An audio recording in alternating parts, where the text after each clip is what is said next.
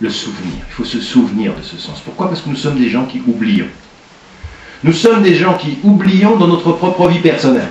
C'est-à-dire on se lève le matin, il y a des préoccupations, puis on oublie. Ce que nous connaissons dans toutes les traditions classiques, c'est-à-dire que si vous prenez toute la tradition mystique musulmane des soufis, qu'est-ce qu'ils disent? La clé de voûte du rapport à Dieu, c'est souviens-toi. Et ce que nous-mêmes, dans notre pratique, qu'est-ce qui nous est dit? C'est souviens-toi. Wa aqimis salata li dhikri. Et accomplis la prière pour te souvenir de. Le deuxième nom du Coran, qu'est-ce que c'est?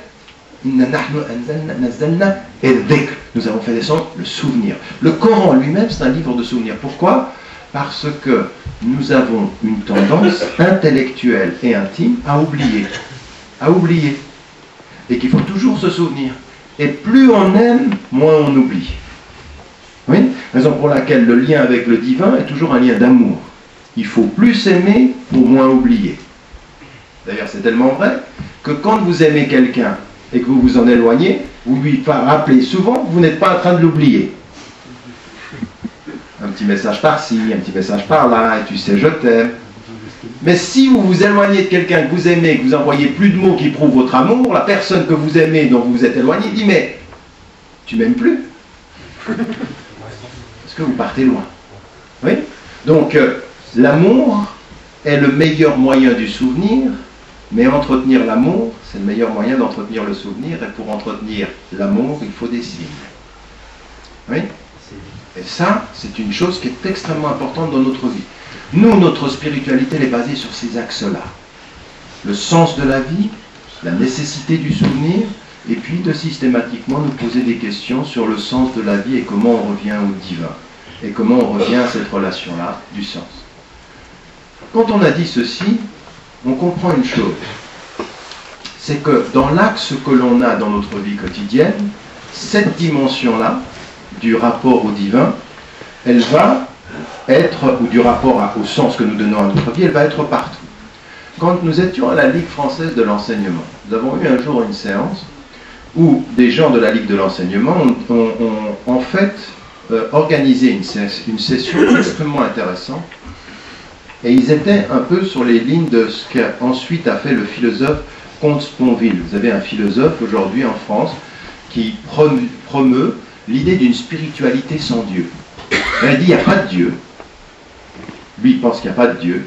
Mais il dit, mais il y a une spiritualité. C'est-à-dire qu'on développe en nous le sens du sens. C'est-à-dire, par la raison, on donne du sens aux choses. C'est une spiritualité. Et quand on était dans la Ligue de l'enseignement, il y a des gens qui ne croyaient pas en Dieu, qui disent, vous avez une spiritualité religieuse.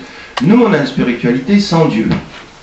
Et c'était très intéressant de les entendre, parce que vous avez certains religieux qui disent, non, sans Dieu, il n'y a pas de spiritualité.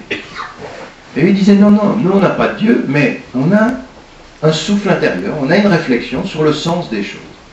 Et il ne nous appartient pas à nous de nier aux gens qu'ils sont en quête de sens, même s'ils sont sans Dieu. D'ailleurs, ce que nous reconnaissons, c'est que l'exigence fondamentale pour tout être humain, c'est cherche le sens. Peut-être que tu arriveras à Dieu, peut-être que tu n'y arriveras pas. Mais l'humanité de l'homme, c'est toujours de chercher. En fait, c'est de s'éduquer.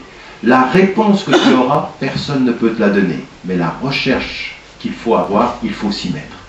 Oui? Nous, ce qu'on reproche aux gens, et ce qu'on doit se reprocher à nous-mêmes, c'est de ne pas se mettre en recherche. C'est de ne pas être en quête. Maintenant, on ne sait pas, nous, quelles vont être les réponses. C'est tellement vrai que même dans le Coran, vous avez ceci. Vous n'êtes pas maître des réponses. Le seul qui soit maître des réponses, c'est Dieu. Nous, nous sommes simplement responsables de la recherche et de permettre aux gens autour de nous d'être en recherche personnelle. Et la réponse les regarde. La réponse ne nous regarde jamais. Si ton Seigneur avait voulu, tous les êtres sur la terre auraient cru. Et regardez la deuxième formule qui vient tout de suite après. Est-ce que toi tu vas imposer aux gens de croire? Toi tu peux même pas, tu n'imposes rien. Toi tu peux juste proposer aux gens qui sont autour de toi, cherche. Cherche. Au moins cherche. Au moins fais l'effort. Pourquoi? Parce que finalement la spiritualité c'est ça, c'est la recherche du sens. Oui, la recherche du sens. Et quand on agit, toujours de se poser la question de savoir quel est le sens de mon action. Pourquoi je fais ça? Et là, les plus jeunes comme les plus âgés, c'est ça qui est le plus important. C'est une identité qui se dit tout le temps, quel est le sens que je donne à ma vie? D'un point de vue islamique, on va ensuite avoir un cadre qui va nous permettre de préserver ce sens pour ne pas oublier. C'est-à-dire que les piliers, si on prie 5 fois par jour, c'est pour ne pas oublier. Ce que je disais, si on prie, on se voit le vendredi, si on se voit dans des mosquées où on prie, si on va jeûner, pourquoi est-ce qu'on jeûne? C'est pour ne pas oublier. Et en général, il y a des choses qui sont très très importantes aussi. C'est-à-dire que le fait de ne pas oublier, c'est aussi souvent de se rapprocher des situations limites de la vie. Plus vous êtes proche des pauvres, moins vous oubliez. Alors regardez aussi, ça c'est des choses qui sont très importantes. Quand on aime, on oublie moins, parce que le fait d'aimer entretient, donc cet amour du divin. Quand les chrétiens vous disent « Dieu est amour », et quand ils vous disent « il faut beaucoup parler d'amour », mais ça c'est un très très bon rappel pour les musulmans, parce que souvent les musulmans ils parlent que des règles. Ça c'est permis, ça c'est pas permis, halal, haram, tu peux pas. Et on oublie la substance de cette relation d'amour. C'est que fondamentalement, Dieu il aime, et Dieu il pardonne, et Dieu il revient toujours à toi. Tu viens à lui en marchant, il revient à toi en courant. C'est ça qui est très important. Donc quand on est dans un univers, vous arrivez en Europe, vous vivez là, puis vous rencontrez d'autres religions, écoutez ce qu'ils vous disent les gens. Parce que parfois ils peuvent parler de leur religion d'une façon qui vous permet d'être mieux vous-même, mieux dans votre religion.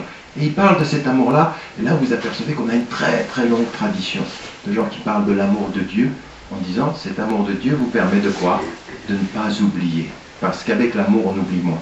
Mais il y a une deuxième dimension. Pourquoi vous pensez que tous les prophètes, tous les gens qui sont venus changer les sociétés étaient proches des pauvres? Parce que dans la proximité des pauvres, il y a la question du sens. La pauvreté, quand elle a peu de choses, quand c'est difficile de pouvoir vivre et nourrir, forcément le pauvre vous rappelle le sens. Pourquoi cette vie? Pourquoi lui il est pauvre et pourquoi moi je ne le suis pas? Qu'est-ce que ça veut dire de ne pas avoir à manger? Vous voyez, cette dimension de la pauvreté elle est très importante. Vous apercevrez qu'autour de la mosquée de Médine, il y avait des pauvres. Et que le prophète sallam, il a changé l'univers, il est venu avec un message, mais il s'est occupé des pauvres qui étaient tout près de lui. La pauvreté est un rappel du sens. Et quand aujourd'hui, ce matin, quand vous vous êtes réveillés, et ce soir vous allez vous coucher, plus de 100 000 personnes sont mortes de pauvreté, de faim. Si vous avez ça en tête, si vous n'oubliez pas ces chiffres-là, mais qu'est-ce qu'on est en train de faire? Qu'est-ce qu'on est en train de faire de cet univers-là? Vous voyez, cette dimension-là. L'autre jour, on m'a fait revoir des images du tsunami qui s'est passé il y a 5 ans. Et vous voyez cette catastrophe-là. Mais c'est quoi le sens de tout ça? La catastrophe, la mort, même, vous voyez, je veux dire, quand tout à coup la vie. Hier, je descendais au sud de la France et on vous dit, et vous vous énervez, vous voyez des gens à la gare, ils sont énervés, 2 heures de retard avec les trains, on n'y arrive pas. Et puis tout se bloque, quoi. Il y a une sorte la neige paralyse la France. Pas que la France, l'Angleterre, tout le monde est. Et tout à coup, 2 heures, 3 heures. Vous dites, mais attendez, vous voyez, ce qui bloque, ce qui perturbe le naturel, le quotidien, ce qui va se faire quotidiennement, tout à coup, ça vous rappelle le sens. Vous allez dire, mais c'est quoi 2 heures dans ta vie? Tu vas arriver 2 heures de retard, et alors? Là, je suis arrivé avec 40 minutes de retard, et alors? Vous voyez? Vous relativisez les choses, le sens vient là. Ça, c'est effectivement ce souffle intérieur où ça fait partie de votre identité, c'est-à-dire la quête de sens. Traversez le monde, vous allez vers n'importe quel Français, musulman ou non musulman, vous allez vous apercevoir que cette quête de sens et cette question sur le sens, c'est la question que nous partageons avec toute l'humanité. Il n'y a pas un être humain sur la Terre qui, à un moment donné de sa vie, il ne vit pas cette question du sens. Donc on a quelque chose de très important. Certains vont y répondre philosophiquement. Certains vont y répondre par la religion. Certains vont y répondre, vont essayer de ne pas y répondre. Et de ne pas y répondre, c'est aussi une réponse. Par exemple, vous avez un philosophe comme Nietzsche qui dit, mais qui vous a dit que dire la vérité, c'était mieux que de mentir? Pourquoi est-ce qu'on ne ferait pas une philosophie du mensonge? Maintenant, on va tous mentir. Mentez. Qui est-ce qui vous l'a dit? Nous, d'une autre tradition, nous savons. Mais lui, ce qu'il est en train de dire, il dit, on va faire une autre philosophie, et c'est là qu'il produit une philosophie de l'art, de l'esthétique. Ce n'est pas la vérité ou le mensonge, c'est la forme, l'expression. Donc il répond différemment. Mais le plus important, c'est que nous avons tous cette question derrière et qu'il y a plusieurs voies d'y répondre. Nous, en tant que musulmans, nous y répondons, et elle est centrale. Donc, pourquoi est-ce qu'elle est d'abord là? Parce que par la force des choses, où que vous soyez, vous allez y revenir. Un accident de voiture, quelqu'un qui part, un pauvre que vous voyez, l'identité, votre identité du sens, elle est là. Alors quand on dit qu'elle est d'abord spirituelle, et en tant que musulman, elle est très très importante, c'est-à-dire que si je suis musulman, si je suis français de confession musulmane, cette question du sens que je donne à la vie, d'avoir envie de préserver ce lien avec Dieu, d'avoir envie de préserver ce lien avec les autres individus dans le respect, ayant lu dans mon livre que je ne peux pas contraindre le cœur des gens. Je ne peux jamais contraindre le cœur des gens. Et même, je peux tellement